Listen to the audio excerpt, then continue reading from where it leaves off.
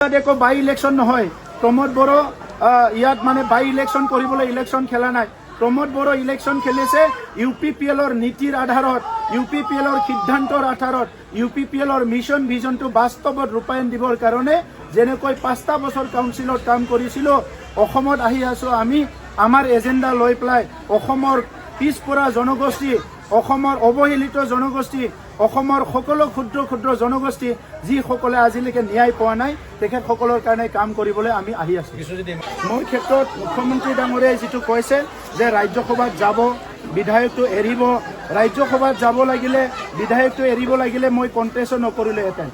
বডোলেণ্ডত যেনেকা 26টা জনগোষ্ঠীৰ কাম কৰি আছো অসমত 146টা জনগোষ্ঠী যোৱা 78 বছৰ যিটো স্বাধীনতাৰ এই দীঘলীয়া সময়ত বহুত ক্ষুদ্ৰ ক্ষুদ্ৰ জনগোষ্ঠীবিলাকত অসমত ন্যায় দিব পৰা নাই এই জনগোষ্ঠীবিলাকৰ ভাষা সংস্কৃতি ৰীতি নীতিবিলাক ৰক্ষণাবেক্ষণ দিব পৰা নাই এই জনগোষ্ঠীবিলাকে আজি বহুত সংগ্ৰাম কৰিব লগা হৈছে নিজৰ ভাষা সংস্কৃতি ৰীতি নীতি বচাই ৰখাৰ কাৰণে ইউপিপিএল দলৰ পৰা আমি আহি আছো বিধানসভাত এই জনগণৰ কাৰণে এই জনগোষ্ঠীবোৰৰ কাৰণে যুঁজ দিবলৈ যে তেখেতসকলক ৰাজনৈতিক অধিকাৰ দিব লাগিব তেখেতসকলক সাংবিধানিক অধিকাৰ দিব লাগিব ইয়াৰ কাৰণে মই বিধানসভাত আমাৰ ইউপিপিএলৰ সতীৰ্থসকলৰ লগত ময়ো আহি আছো ৰাজ্যসভাৰ যি সিট আছিলে এইটো সেই সময়ত এটা পৰিৱেশ আছিলে ৰাজ্যসভাৰ সিটটো আমি পাম এই কাৰণে ৰাজ্যসভাৰ সিটটো বডোলেণ্ড অঞ্চলত যিহেতু আহিব আমি দখল কৰি থৈছো নিৰ্বাচনৰ পিছত ঠিক কৰিম এই ৰাজ্যসভাৰ সিটত কোনে যাব মই বিধায়ক হ'বলৈ নিৰ্বাচন খেলিছো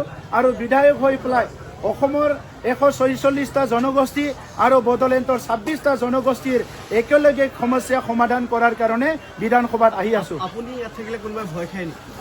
তেখেতসকলে গম পাব এতিয়া আমিতো সব সংগ্ৰামী লৰেন্স ইছলাৰী ডাঙৰীয়া এজন সংগ্ৰামী মই এজন সংগ্ৰামী দীপেন বড়ো ডাঙৰীয়া এজন সংগ্ৰামী আজি বড়োসকলৰ সংগ্ৰামীসকলে অসমৰ জনগণৰ কাৰণে কাম কৰিবলৈ আমি আহি আছো আমাক সকলো কয় যেতিয়া আন্দোলন কৰে সংগ্ৰাম কৰিছিল সকলো কৈছিল যে আপোনালোকে অকল বডোলেণ্ডৰ কথা চিন্তা কৰে অকল বড়োৰ কথা চিন্তা কৰে এতিয়া আমি অসমৰ কাম কৰিবলৈ আহি আছো এই বিধানসভাৰ পিছত যিহেতু অসমৰ ৰাইজে বিচাৰিছে অসমৰ জাতি জনগোষ্ঠীয়ে বিচাৰিছে আমি বিধানসভালৈ আহি আছো আৰু অসমৰ জনগোষ্ঠীৰ কাৰণে প্ৰথম দিনা বিধানসভাৰ প্ৰথম দিনাৰ পৰাই আমি আৰম্ভ কৰিম যে কিয় 146টা জনগোষ্ঠী আজিলৈকে ন্যায় পোৱা নাই এইটোৱে আমাৰ সবচে ডাঙৰ মুদ্দা আহি থকা সময়ত অসম বিধানসভাত স্যাৰ সিএম স্যাৰে কৈছে যদি আকৌ প্ৰমোদ বড়ো স্যাৰ যদি জিকি যায় তামোলপুৰত ইয়াত আকৌ বাই ইলেকশ্যন হ'ব কাৰণে এৰি দিব লাগে এনেকৈ কোৱা আমি দেখি কি ক'ব চাওক তেখেতসকলৰ সিদ্ধান্ত ভুল হৈছে তেখেতসকলে বিশ্বজিৎ দৈমাৰী ডাঙৰীয়াক তাতে কেণ্ডিডেট হিচাপে দিবই নালাগিছিলে যেহেতু তেখেতসকলৰ ভুল হৈছে ইয়াৰ কাৰণে আমি ভৰিব নোৱাৰো ইউপিপিএল দল 2015 চনত গঠন হৈছে বডোলেণ্ডৰ গণতান্ত্ৰিক প্ৰক্ৰিয়াটো আগুৱাই নিবলৈ গণতন্ত্ৰটো শক্তিশালী কৰিবলৈ ন্যায় দিবলৈ শান্তি প্ৰতিষ্ঠা কৰিবলৈ অস্ত্ৰ আৰু হিংসামুক্ত সমাজ গঢ়িবলৈ আমাৰ এজেণ্ডাটো বহুত ডাঙৰ তেখেতসকলৰ এজেণ্ডাটো সৰু এজন বিধায়ক জিকাই দিয়াৰহে এজেণ্ডা আমাৰ এজেণ্ডাটো 35 লাখ জনগণৰ শান্তি নিৰাপত্তাৰ এজেণ্ডা অসমৰ 4.3 কোটি জনগণৰ ভিতৰত 146 লাখ জনগোষ্ঠী ন্যায় দিয়াৰ এজেণ্ডা গতিকে আমাৰ এজেণ্ডাত তেখেতসকলৰ এজেণ্ডাটো বহুত সৰু দীপেন বড়ো স্যাৰ বিপিএফত যোগদান কৰিব লাগিছিল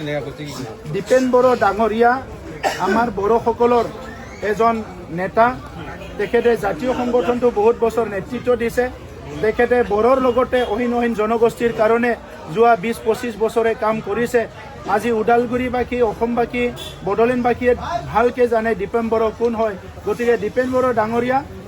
বিধায়ক হৈ ওদালগুৰিৰ পৰা জিকি গৈ আছে আৰু অসম বিধানসভাত তেখেতে জনজাতি অজনজাতি সকলো জনগোষ্ঠীৰ কাৰণে কাম কৰিব এই কথাটো সবে জানে এইবাৰ ইউপিপিএলৰ যিসকলে প্ৰাৰ্থিত্ব পাইছে সকলো বিধায়ক হৈ যোৱাৰ পিছত এজন শক্তিশালী নেতা হিচাপে কাম কৰিব এই কথাটো সবে বুজি পাই পেলাই এতিয়া শংকিত হৈছে আমাৰ হেড কোৱাৰ্টাৰৰ এমএলএ গতিকে হেড কোৱাৰ্টাৰ এমএলএ সবচে পাৱাৰফুল হ'ব লাগিব